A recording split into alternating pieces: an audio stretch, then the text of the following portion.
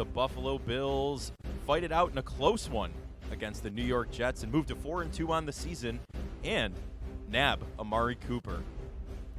The Sabres also win their first of the year. All of this and more on this edition of the Buffalonian Podcast. All right, let's go.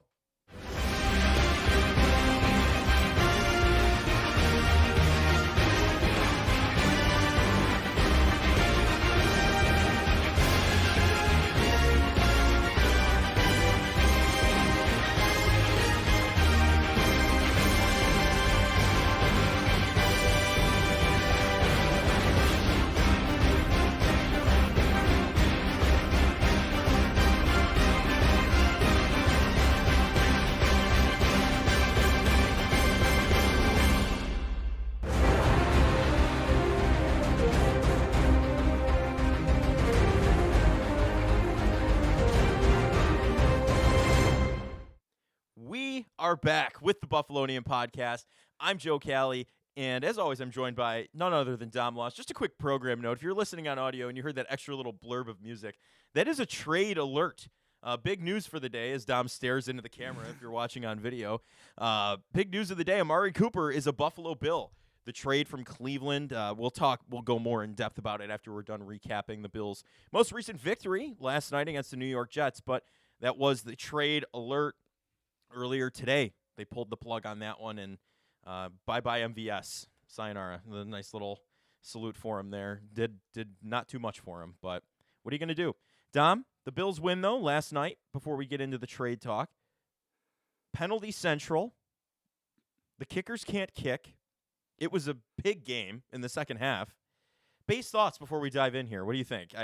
We watched it together last night, and it was just very nerve-wracking. Yes, it was. I felt like it was going to be one of those Billsy ones that they couldn't finish on all of a sudden. You know, Definitely a strange game. I feel like we got kind of robbed of like an instant classic, really, in that second half. Like when it became 2020, the way Rodgers was throwing the ball, the way kind of Allen was playing as well, he kind of felt like that was going to be kind of like one of those where they 10 years later they like flash back to and be like, remember this epic fourth quarter deal between Aaron Rodgers and Josh Allen, but it never happened because the refs got in the way. Yeah, and it killed the momentum of the game, and the game took forever in the second half and really dragged. It was like 11:30 by the time the game wrapped up, and normally you're well into a post game show by that point. So yeah, but again, the Bills got the win, and that's kind of all that matters. I hate to say that this is a must win, but Spencer Brown said it was a must win, so I'll say it's a must win. Yeah, it was a must win, I should say, and you saw the hatred between these two teams on the field. That was but at the end of the day, though, the Bills had to win this game. To go be 4-2 now, you win. Now this is your second divisional road win. Mm-hmm. It's a big win for them to go 4-2 because they needed to get one of these games in this 3-game stretch. Baltimore, Houston, New York. This 3-game road stretch, we knew it was going to be difficult. That's why it was really important that they started 3-0 because they had the luxury of dropping a couple here. But now you're kind of you got through that, and now you're in a 4-game stretch where you're home against Tennessee. You're in Seattle, which is a tough place to play, but Seattle's kind of your average team. Yeah, they have their highs, they have their lows for sure. You're home against the Dolphins in a divisional rival game, then you're in Indianapolis, and then you play Kansas City. So they have a nice little 4-game stretch here where they could really, get some wins together here, and they're a game 1.5 up now in the division. It was a monster win because if they lost this game, they'd be 3-3, and they'd be second in the division behind the Jets. So very true. Big win for the team. A lot to talk about. Some good, some bad. The usual. Yeah. I mean, we talked about it, though, before we get into the highlights. We were both wrong. We were both really wrong, by the way. Like we both picked the Jets, didn't we? I said the Bills by a field goal. Yeah. I don't remember that, but yeah, maybe you did. I don't remember. Or maybe I did pick the Jets. No, I picked the Bills. I said they win this game. I'm almost positive. I'll double check on that. I thought we both picked the Jets, but maybe I'm wrong. But I was wrong about the Jets winning. Mm-hmm. And I'll say this: we were both wrong about the game that happened because we both thought this is going to be an absolute slugfest, and both offenses were able to move the ball pretty effectively down the field. And again, the difference in the game was the red area. The Bills scored touchdowns. The Jets had to settle for field goals, and obviously they missed one. So yeah, the Bills' defense stood tall. So we had the Bills. We'll see. We'll see what happens from here, but that's for betting on the Bills. Let's roll these highlights. Let's get this going because there's some interesting stuff that went down here.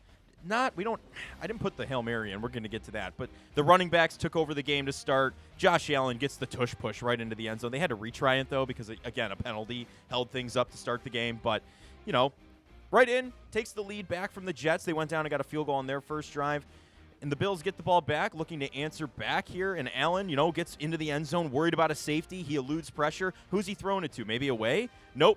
Ray Davis down the field, leaps when he doesn't have to, and he hangs onto it. A bobbled catch. What an animal. Look at him. Look at him. That celebration. I could not believe my eyes.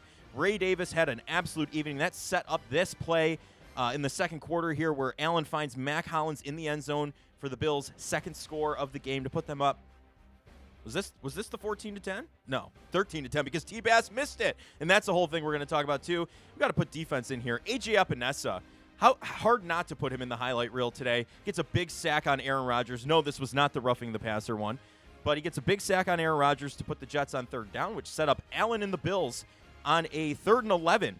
In the red zone, Allen somehow sneaks out of pressure, finds Dawson Knox in the end zone, rolls out, got both feet in, gets the touchdown to put the Bills up even further. You thought that might be the last score going into the half, but Aaron Rodgers somehow miraculously puts a Hail Mary together, make the score 20-17 going into halftime.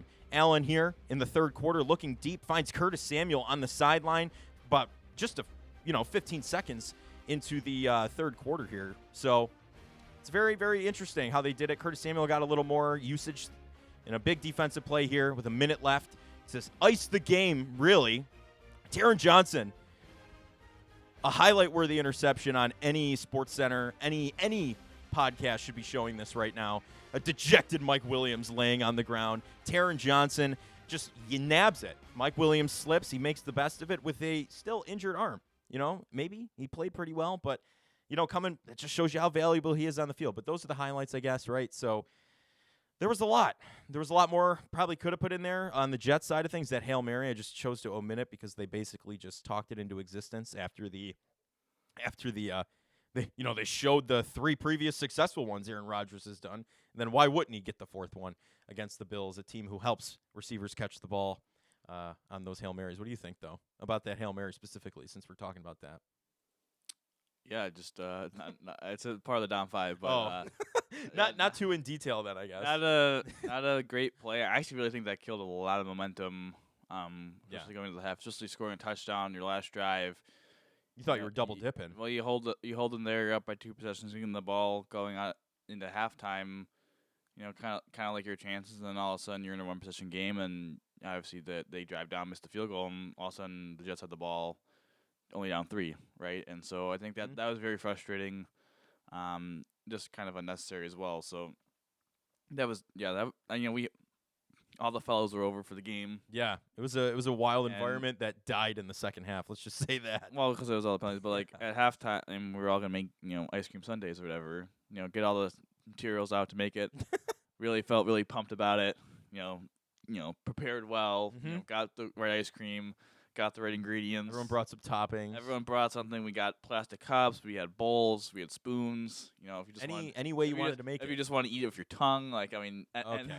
Any way. I don't know about that, but okay. Any way you want it.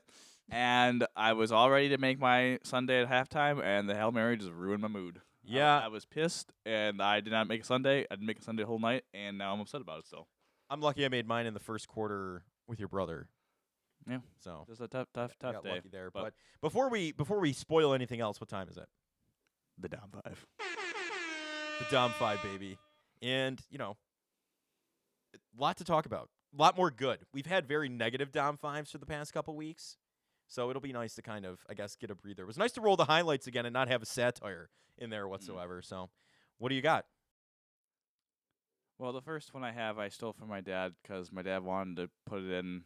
Davis finds a home. Okay. Obviously, Ray Davis had the epic story about they shared about it about foster home and being homeless and all that. So, it seems like a really great, resilient dude.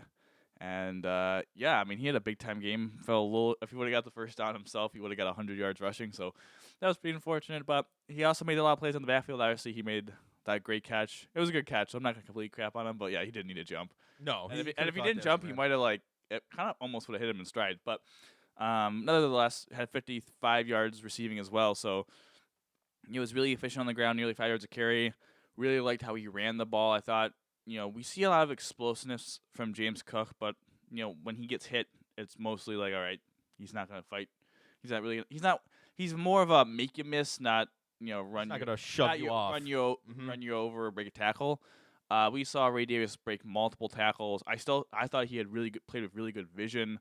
I thought he did a really good job, especially on the unsexy runs of getting 2 or 3 yards when the blocking wasn't great up front, and he just then found a little hole and was able to get 2 yards by powering through. Right, and I think that's something that they were missing a little bit in this offense. I mean, there's definitely a conversation to be had that he's a better fit for this offense than James Cook. Yeah, and you were wrong about the running back. I'm just going to expose you on that. I was. You're wrong, not Ty Johnson, but I think we were on the correct side of that. Cook is very efficient, but I wouldn't consider him to be a game changer. And I think we saw now. I still think James. This isn't a Wally Pipp situation. I know we bring him up more than anyone. I still think James Cook is the starting running back for the Buffalo Bills, but I do think that we have seen that Ray Davis deserves, a fair chunk of his snaps. Like I think Ray Davis deserves a little bit more run, and I think this is going to become a little bit more of a committee, kind of like, Frank Gore and Devin Singletary were. Obviously, Singletary and James Cook were James Cook's rookie year, so I feel like we're kind of having that cycle over and over again about having a guy that's been in the system for a couple years and then a rookie kind of shows out and kind of gets a rotation. So earns a spot. Yeah, I think that's. It was a legendary game from him. It really was. That got interviewed after the game by Scott Van Pelt. So yeah, who would have put that in the bingo card? Yeah, I believe me, I wouldn't have, and only for the better because he's going to be great moving forward. So that'll be awesome. Nice to see a rookie play well. Yeah. On the next, I love Josh Allen. Yeah. Obviously, last couple weeks, tough sledding for Josh. I didn't think the supporting cast didn't really help him. He didn't really play all that well. He bounced back in a big way. He was good on Monday night. I thought he did a really good job with his legs.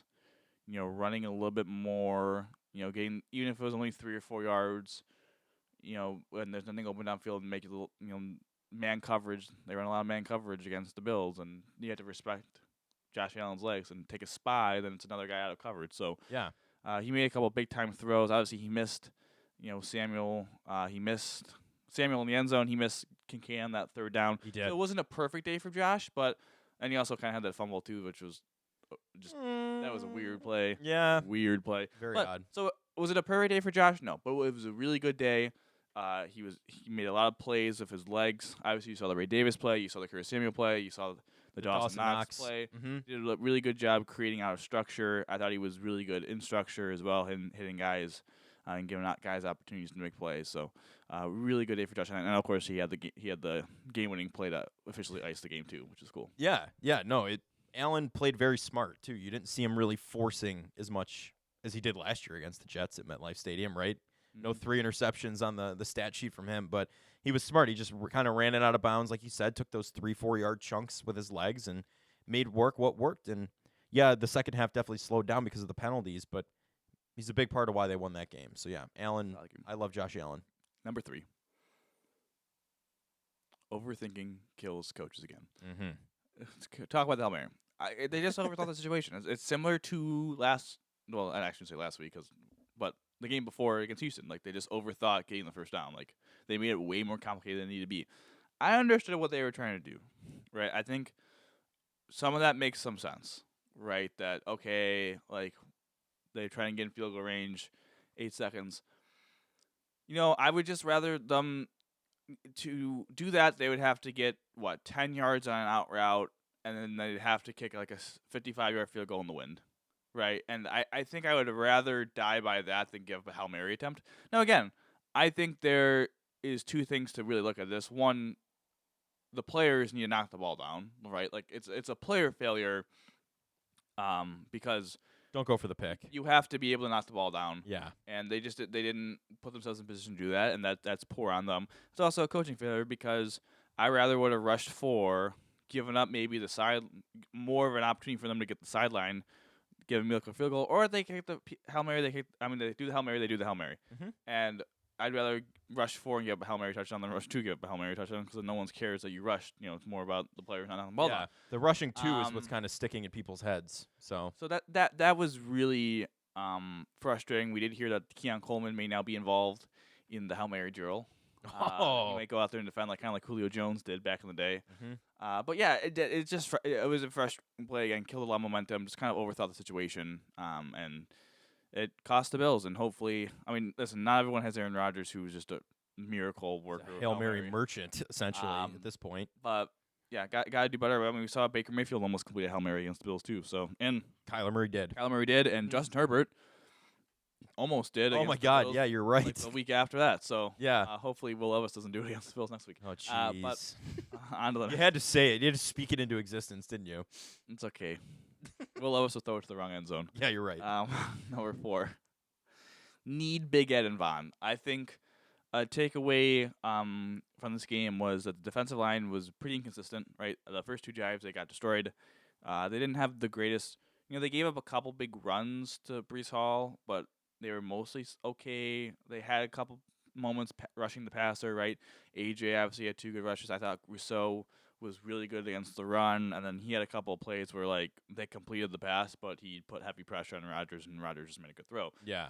But at the same time, didn't get a lot from everyone else. And I think it's a situation that we're going to talk about with the receiver game where it's you have players playing up in the – it's like in baseball when your top of your lineup gets injured a little bit. Right. And the bottom of the lineup is now having to hit in the top lineup. And it's these guys are fine players in the bottom of the lineup, but once they don't translate up to the top. They don't yeah, perfect. Mm-hmm. And so that's – Alvarez, their best defensive lineman – they need to get him back. Obviously, Vaughn, they're not going to get back for another 2 games, but he's their best pure pass rusher off the edge. So just kind of have to survive for now. But I think once those guys get back, we're going to see the defense take another leap after we saw when they got Rapp, Johnson, now Bernard back the last 2 weeks. So yeah, they look solid with the guys they have, and that's a statement to the way that defense works, the next man up mentality, right? But when you get the original guys back in the picture, it makes a huge difference. You're seeing that with the linebackers and Taron Johnson. Mm-hmm. The original guys are getting back in their spots and big plays are happening. So sure, yeah, absolutely. Number 5. So still a receiver short with Amari Cooper. So story behind this, as many of you guys know, we record on Tuesdays, and obviously the Bills played Monday night. Usually I don't do the down 5 until the morning after the Bills game because I like to give myself time to sleep on thoughts or whatever, and I don't want to be emotional or whatever. I want to have a clear head. Yes. So early this morning, I said, honest to God, the Bills need another receiver because I think we saw Josh do a lot of great plays out of structure, and he made some play. In the in-game, the scripted passing plays were solid-ish, but they're still not 100% working because they don't have. They don't have the guy. They don't have the guys. Secure, obviously, was more of a injured, kind of just playing to play. Obviously, he had a third down catch. I think he had 1 third down catch. He might have 2. So he had 2 catches for 19 yards. Yeah, but you could tell he was even injured running off the field. Sure. He looked. And you're not getting anything from MVS. Obviously we cut. So I said that. You won't be getting anything. I said that because it was a rational thought of the game. It was if we got another receiver, I think this offense could take another step in the right direction. In the direction to build all this because the ground game is really working. And when Josh is playing like that and creating out of structure, just need a little bit more from your receivers in the passing game script, right? And to take that next jump. And then obviously the producer was like, "Oh, let's do a picture of Amari Cooper." So I was like, "Fine, that's fine. That's perfect. He would be the guy that you number 1 on the target list." And then less than an hour later, Amari Cooper gets traded. So. To the Bills, so it's just a little wild that kind of how that worked out. Yeah, and, we were like, oh, maybe we should maybe we should change the down 5, the 5th one, because it's oh, okay, what I think it's funny to keep the original one. Come on, that's what a pull. I know the producer's been big on Amari Cooper for a long time, Mooch. So glad to see it came to fruition. I was happy I was able to be the one to break the news. It was an exciting moment. I was screaming. I remember because not really, but I was yelling. But I was yelling. I wasn't screaming. I was at work. You just seemed like yeah. But when I saw it initially, so yeah. But before we talk about that, I do have a couple non-top 5 baseline thoughts. Okay. I don't know what they're going to do with Tyler Bass. No, Like, that was abysmal last night. That was abysmal. The PAT was okay. It was blocked, guys. Dude, he hooked it so far, it was blocked. It was yeah. Everyone's like, oh, they got a hand on it. They got a hand on it because it got shanked so far to the left that it went into someone's hand. I wish. And obviously, I mean, I don't think anyone thought he was going to hit the 47-yard field goal, especially where we were, all of us there, and then of course I went right. And then, honest to God, I wasn't super confident he was going to make that.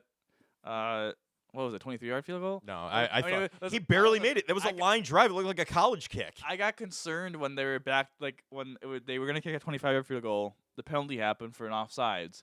And I thought it was going to be like a false start in the Bills. And I was like, oh, my God, 30 yards. Oh, my God. Oh, my God. I'm like, oh, my God. Like, I'm going to forget over 30 Remember when he was Bassomatic? Do you remember that? Yeah. Because it feels like a We distant call him memory Riz at this Kicker. point. Yeah. I mean, we jinxed him. Nah. When did we call him that? Was that last season or the season before? Something like that. He's been bad between 40 and 49, and he just has shanks. And it's time for them to swallow the. I don't know. They don't have the money to do it. I know it's a lot to cut on, but it's time. It's time. I mean, there's just no. Kickers are tough. I mean, they're almost like goalies, right? You think about it. Mm-hmm. You have that one bad, like you let in the game-winning goal in Game 7 of the Stanley Cup, right? Tyler Bass went wide right. And even though that wasn't like what lost us the game, don't get me wrong, that'll stay with him, and that clearly has. He has not been the same since that kick. Mm-hmm. And he's emotionally rattled, mentally rattled. He's got the yips. And it's hard to overcome. Unfortunately, he's not able to overcome it, as we've seen throughout multiple games now. So, as much as Bassomatic was great for all that time, like we saw this clear in day in the Buffalonian Bowl. Like Mark the quarterback threw the first interception, got the yips, and threw multiple more. Yeah, he fumbled on like the first series, and then got the yips and couldn't break out of it. Buffalonian Bowl translates really well to the NFL. Threw it to the wrong team multiple times, even though we had a scripted play for a wide open touchdown. It happens to the us. slander. Oh my God, going at him. But no, seriously though, he does have the yips, and it's unfortunate to see because he has been a good part of this team for a good chunk of its recent history. But yeah, I mean, give Amari Cooper number 2. It's difficult. I thought Sam Martin had a good game too, punting. He's been mostly solid throughout the year, which is it's nice to see. He's not pulling hammies anymore. True, so that's good. Just Tyler Bass isn't getting his field goals. Well, he is getting his field goals apparently. But yeah, I mean that was a question mark going into the year, and he's been mostly pretty. I mean, he's been average, and I think that's all we could hope for. Yeah. And I mean, I don't really have any other takes per se, other than I guess the penalties. Like, I mean, I just think it was a ridiculous game. Like, I thought there was a couple penalties against the Jets. I was like, dude, like, we're calling pass interference for a throw that went 6 yards out of bounds. Yeah, like I mean, come on, we're calling roughing the passer on Kinlaw. I was like, okay, that was an act job. I love Josh, but he's an all-time. Oh, Josh flopped, let his head whip a little bit. Listen, he definitely has gotten acting lessons from Haley, and that's how he's able to do that successfully. But yes. Again, with their new dog, there was really bad calls on both sides. Obviously, the AJ one. Mm-hmm. I didn't really understand the Benford one in the game. I didn't know that was PI. The PI, yeah. That was confusing. They called PI on Rasul Douglas, even though it was on Benford earlier in the game, too. I remember. Yeah, and then they had that one. What was that? They had that one holding call on the goal line against the Jets. I was like, that really didn't impact the play that much. But yeah, whatever. And then Deion Dawkins opens his mouth in between the third and fourth that was quarter. that one. That was bad. That was losing your composure a little bit. Which is a little annoying. That's just a mental error. I get it. I love the hatred between the team, but dial it in for the game. That is a big thing for me, too, about this Bills offense is that, they really had an opportunity there to have a full 60 minutes of a really good football game, and it kind of just felt like they just made a bunch of unforced errors in the second half. Mm-hmm. That really hurt their chances of having that kind of output. Like Spencer Brown rolling his crotch on someone. Okay, that wasn't his fault. That was a stupid call. Yeah, that was a bad call. Sorry, it wasn't a Gronk on Tre'Davious White. You got owned. It was not that. Sit down, boy. He got literally owned. But it's frustrating when there's just silly penalties that kill drives, multiple false starts, illegal formations. Yeah. Over 2 football field lengths worth of penalties.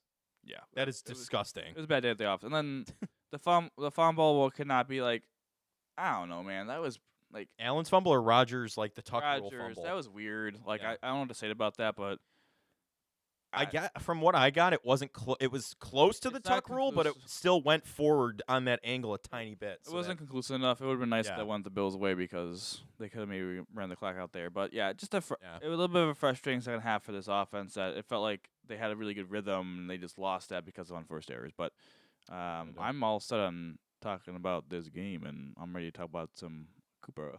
Yeah, me too. No, this game, like you said, don't want to call it a must-win, but it was a must-win. Got them in a good spot. They're 4-2, moving on to the Titans, headed back home. So should be a good one. I'm looking forward to it. They have a tendency at It's like the Titanic meme, where it's like it's been 900 years since the Bills played at home. pretty much. That's what it feels like. It's very odd, but I'm ready for it. Amari Cooper is a Buffalo Bill. The news broke. Very exciting. It's what they need. We've both said it. You were on the train of not Devontae Adams, which I feel like a lot of people were on with you. I was undecided. I was like, okay, any X receiver I think would be fine. Amari Cooper was definitely on the radar, and you know what? He's wasting away in Cleveland with the creep as his quarterback. So, you know what? Let's get him here. And I think he's going to excel in the Joe Brady offense with Josh Allen as a quarterback. Didn't he work with Joe Brady at some point, if I'm not mistaken, or someone? He was working with Ken Dorsey. Yeah, but was Ken Dorsey even calling plays? I forget. I don't think I think it's Stefanski that's calling plays, but Yes. but nevertheless, maybe that helps them get the system up. Maybe. Quicker. But yeah, I mean, it's a big get for the Bills. It's their one weakness. It feels very similar to the Rasul Douglas move. It does. Last year, it's like, okay, they kind of really need a corner. They're banged up, getting really inconsistent play out there. Need a guy that can come in and stabilize the situation. Douglas played really well, and he's continued to play really well this year. And I like the move. Well, it's interesting, too, about Douglas is because Douglas is a free agent as well after the year. So is Cooper. And there is potential where in the comp picks formula that they could recoup the assets they've given up in those two trades if they sign somewhere else for, whatever the threshold is. So I think it's a really good move for the Bills. Obviously, the money makes sense. He's only making $880,000 the rest of the year that they had to pay him. So they put him the salary cap, obviously. They cut MVS, who was kind of dead weight, so it's not really they lost anyone really that important. No, they didn't have to weigh options of keeping someone that's producing on the team or not. They just got rid of him. Yeah, and again, it's the biggest thing. Honestly, God, the biggest winners for me from this, obviously, it's Amari Cooper because obviously you said gets away from Deshaun Watson. Obviously, he's had some problems with the drops. Hasn't had the super most productive year, but again, that offense is so. It's you can't really take anything serious. Not in Cleveland. No, you can't at all. It's just a joke of an offense. So obviously he's a big winner. I actually think the second biggest winner in this whole thing is Dalton Kincaid. Yeah. Because I think he was the guy that defense is really focused on. Yeah, they double covered him quite a bit and just held him. And I think having a guy like Amari Cooper, who's a really good route runner, can win one-on-one. I think that will open up the field a little bit more for Amari Cooper, for Dalton Kincaid. For him and so I think it's really big for Kincaid. To not be honed on and get a little bit more one-on-ones, a little bit more favorable matchups for them to exploit. So I think he is a massive winner.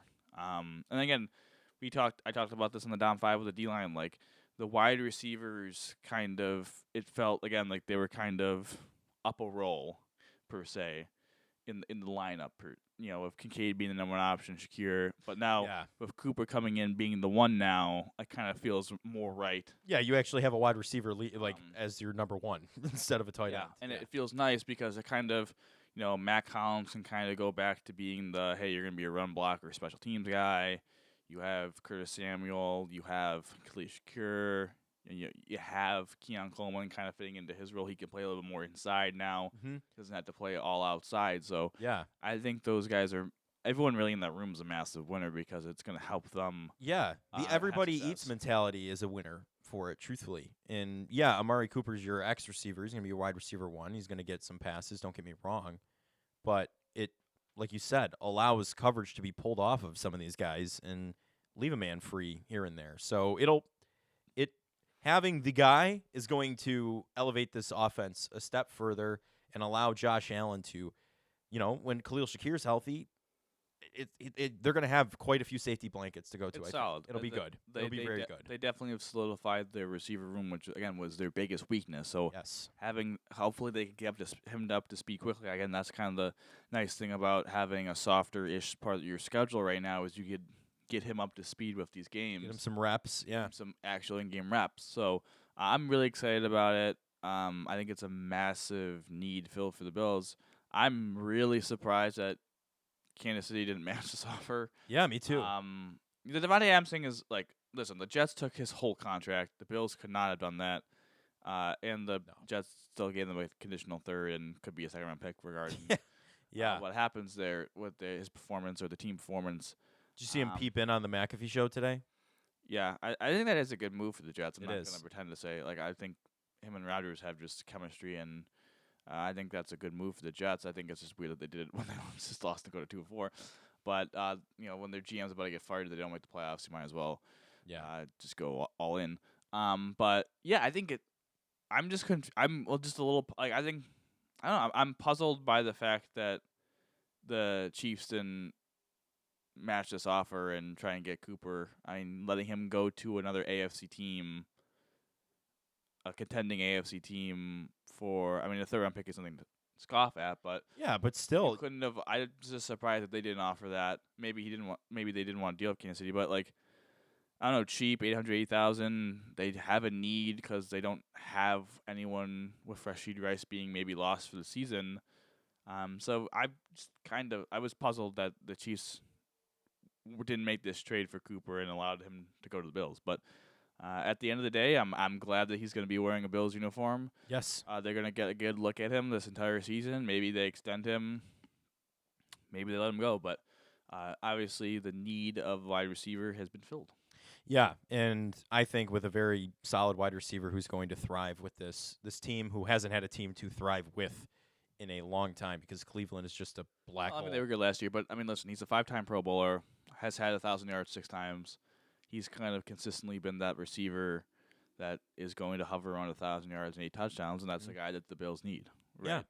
I think the Bills, again, we said this last week of Evan, and I think this is accurate. Like, the Bills before last week, did not want the room that they were in with the wide receiver room. Like, they were kind of just Diggs, that situation got a hand, and they had to move on from him. Yeah, it wasn't what they put on a wish list and said, hey, this is it. Sure, they never were able to fill Stephon Diggs' void. I'm not saying Amari Cooper's Stephon Diggs. He's not. He's probably a poor man's Stephon Diggs, but he's still a very good receiver, and he fits that role of, hey, we need a guy that could open things up for all the other options in our offense, and we still have a good ground game.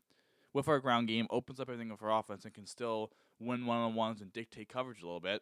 And that's what they just got. So, and they got him pretty cheap again with the contract, and the pick that they could maybe find a way to recoup. Yeah, with the comp. So for sure. And they also have a lot of picks already in that draft with 2 twos. So, I really enjoyed, getting the text message that Amari Cooper was the Bill, and I'm very excited to see how quickly he can get up to speed and be ready to go. Obviously, short week going into Sunday's game against the Titans. Yeah, so we'll keep posted on that. We'll be hearing more throughout the week with practice and everything along those lines for betting on the Bills coming up on Friday. So it's an exciting time to be a Bills fan, especially, they are 4-2. They're at the top of the division. They win the division. That's a playoff run. So we're going to home game. What? Yeah, home game for the wild card. Yeah. So if they keep on the pace, that's all that's going to matter. But we do have another team, unless you have something else to add here. Nope. I'm all set. All right. Well, the Sabres, the Buffalo Sabres, have won their first game of the season. They've won their first game of the season. And while it's, silly to sit here and say, oh, they've only won one game, they played pretty well in that one game they won. So I know it's been a lackluster start. Everyone's already out. A lot of people are out. It's a few games in. Like, let's be real. But what are your thoughts, I guess, on the game that they were actually able to pull off, and a pretty solid victory, if you ask me? Yeah, I think they played well. I mean, both their home games. Obviously, that Kings game, they kind of got goalied, which that was goofy. Pretty unfortunate. Mm-hmm. And the Panthers game, they were really solid. Obviously, the Panthers were down Barkov and Kachuk. But, again, to win that kind of game, kind of weirdly a must-win, because if you go 0-4, then I think they have a 3-game, road trip now, starting against Pittsburgh tomorrow. So Yes, they do. kind of needed that one. They need to go on a little bit of a run here to get some wins, but I've liked how they've played. I thought it was a good team win. I think Jordan Greenway has been one of, if not their best player so far. I think Owen Power has looked fantastic. Again, the power play sucks. That seems to carry over no matter what's going on. Jeff Skinner or not, the power play is just trash. But they've gotten good goaltending. I liked how the PK looked. I've really liked how Ryan McLeod has looked. He's fast, and I liked how that third line has played. Bounce back from the second line. Kulik kind of looks like a guy that could stay in the lineup. Yeah. So we'll see what happens. Obviously, Peterka has been out the last, 2 games has it now been with the concussion? But he looks to be on track to play tomorrow. We'll see. Yeah. So I'm really excited to see this team go on the road now, play Pittsburgh on TNT. Yeah. Well, they play their best on the road historically in the past few seasons. Sure. So yeah, I think it's a situation where the Sabres just need to continue night in and night out playing like the way they have the last 2 games. Yeah. That's a winning formula. I would have said that if we were on the pod and they were 0-3 after the Kings game, I would have said, listen, they played their best game of the season. They got goal lead. It's unfortunate, but if they play that the rest of the season, they're going to be a playoff team. Yeah. But it's consistency. It's all about being consistent. Can they get on again, this is what we talked about last year. Like, they would win, 1 game, but they couldn't win 2 games. They win 2 games, but they could never win 3 games. Right. Like, can you go on a little bit of a run here to kind of offset? You need streaks of winning in your season to go to the playoffs, and they just weren't winning, and they weren't losing last year. Sure, but it's all about what do they do now. Had a good game. You're on the road now. First time they're playing in a opposing team's arena because they were in Prague. They were in Prague. So I'm interested to see. I'm interested to see who gets the start because obviously Levi got the win. I'm not saying there's a goalie controversy. No. But I mean, Levi did play a pretty good game. Very good game. I think Levi has been the better of the 2 goalies so far. Obviously, I don't think UPL's played bad. I'm just saying, I think they've both been pretty solid. But I'm interested to see who gets the start because it's the 5th game and it should be UPL's turn. But maybe do we get a switch here with? Does Lindy ride with the hot hand a little bit? Does he go for it a little bit? I don't know. But it's a situation, too. They won 11-7. I'm interested who comes out of the lineup on defense between the 7 defensemen because Samuelson has been pretty Yeah. Yoki Haru has been bad. Clifton actually has played pretty well, so he's been the typical number 6 defenseman. So yeah, I'm interested. Is it just Gilbert that's going to come out? Obviously, he was the 7th defenseman that played in. I wouldn't have bet Connor Clifton was going to be playing as well as he has. So, but I'm also interested to see what happens with the Lions because we saw Zach Benson with Tage and Tuck. Does that continue? Obviously, Benson didn't play that much the Panther game because he has that little bit of the lower body injury. Obviously, the LBI, yes, the classic LBI. So we don't really know the situation there, but I'm very intrigued to see does Benson stay the top line? What happens if Kulik in the lineup? Because I liked the Quinn Cousins line combination was really off the first couple of games, but I thought they had a bounce back game against the Panthers. So do they run with that? I don't know. Like, where does JJ then fit into that? Because I think we all thought in the beginning of the year that this is a guy that could be the leading goal scorer, be the best forward on the team. Obviously, I don't think he's lost his spot because he's got injured, but where does he kind of fit? Do they move the lines up a little bit? Do they put Cousins of Zucker and Greenway? How do they work that? How do they work? Do they put McLeod? I'll be interested. The third line played really well, so I mean it's kind of hard to separate them and move them around, or who's gonna play. But separate that. But I think they got to get JJ in, and they got to keep Kulik in. Obviously Lafferty was a healthy scratch, so I'll be interested to see kind of what happens with that situation as well as the season goes on. Because Krebs is in over him. Does that continue? Speaking of Krebs, and obviously Kubal's been injured as well. He's out a couple more weeks, so it's kind of an interesting lot. Kulik, I feel has played his way into the lineup, but it's kind of interesting. Where would you play him then? Because I feel he has to be getting minutes with good players. You can't put him in a 4th line role. So I'm sorry to cut you off, but I'd be interested to see. Tomorrow, I'm really interested in the Lions tomorrow. Yeah, the lines for the game on the road trip. But no, speaking of Peyton Krebs, the altercation with him and Darlene in practice, right? A stick got up. Whatever, we talk about this in football training camp, right? Emotions fly high, right? When you're in a practice situation.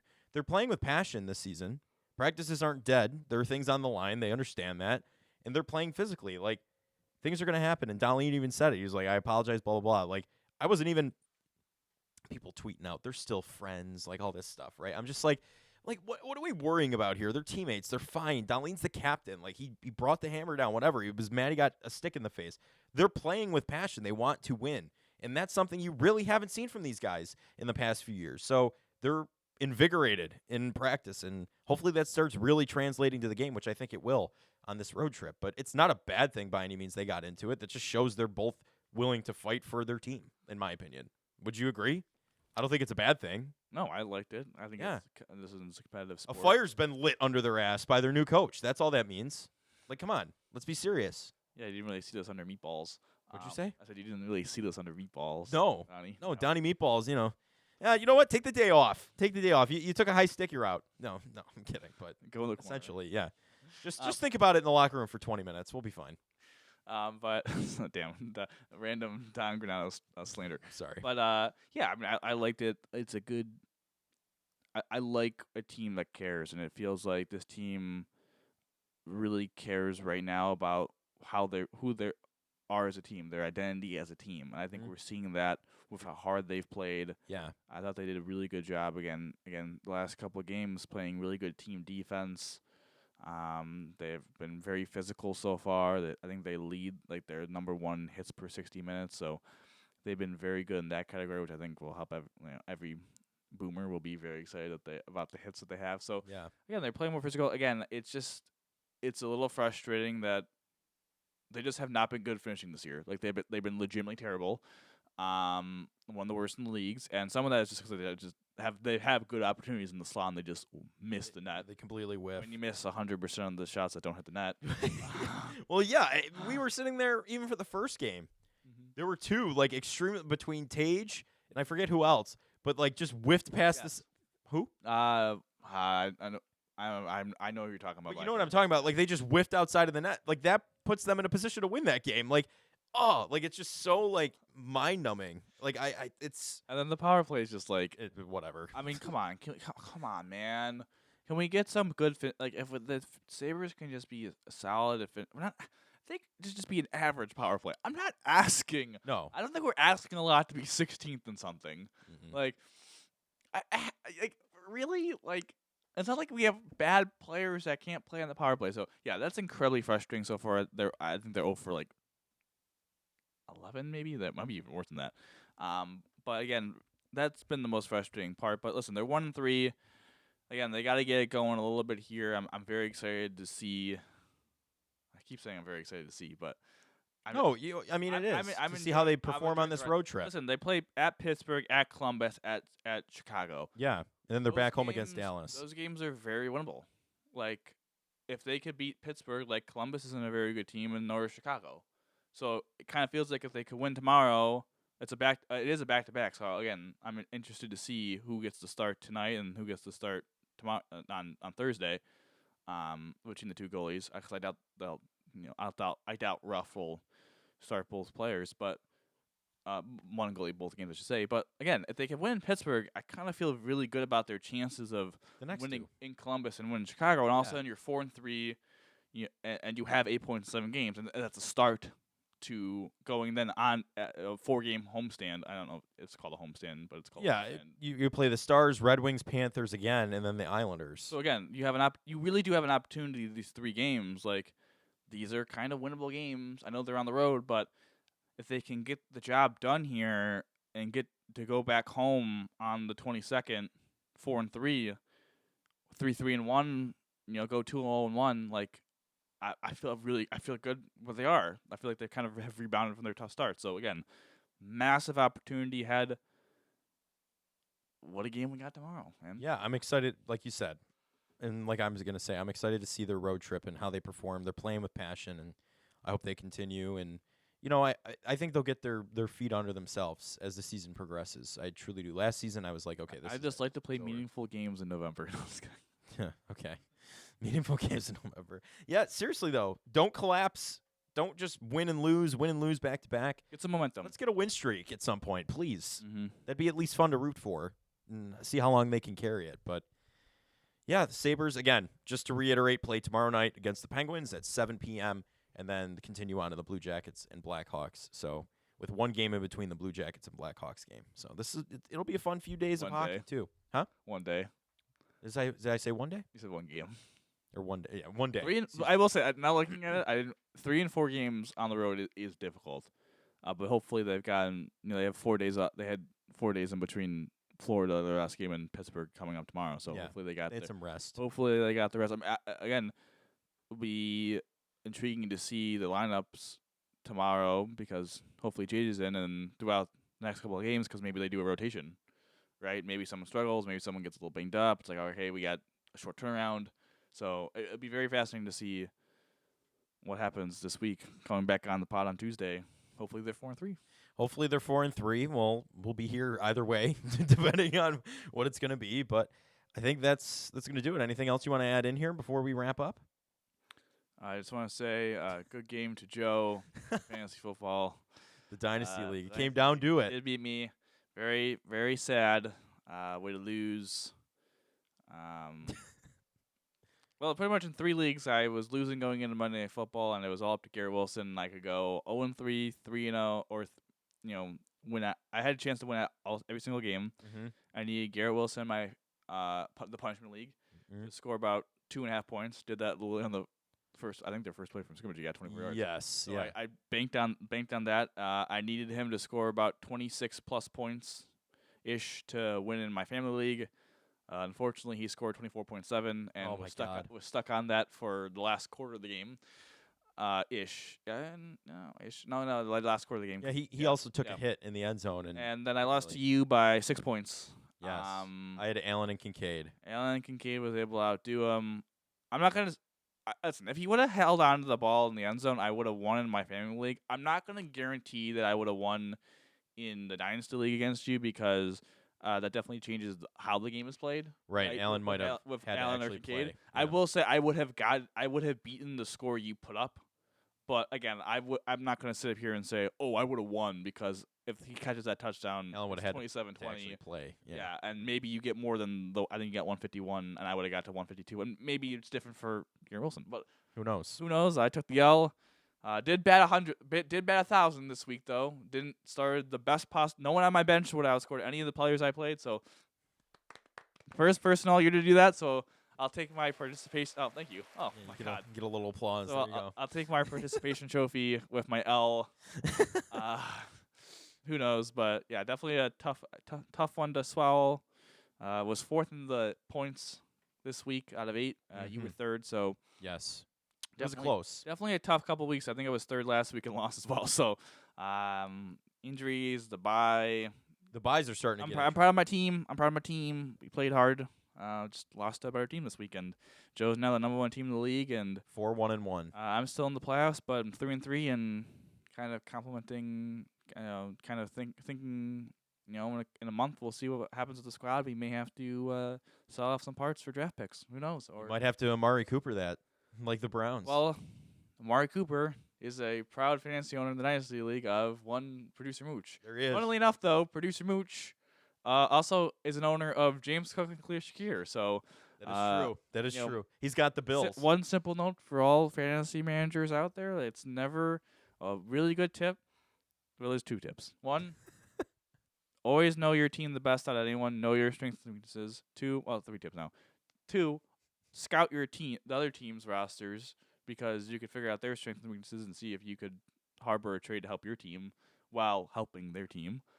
3, and finally, it never hurts to check in, right? Like, I think that's a big thing.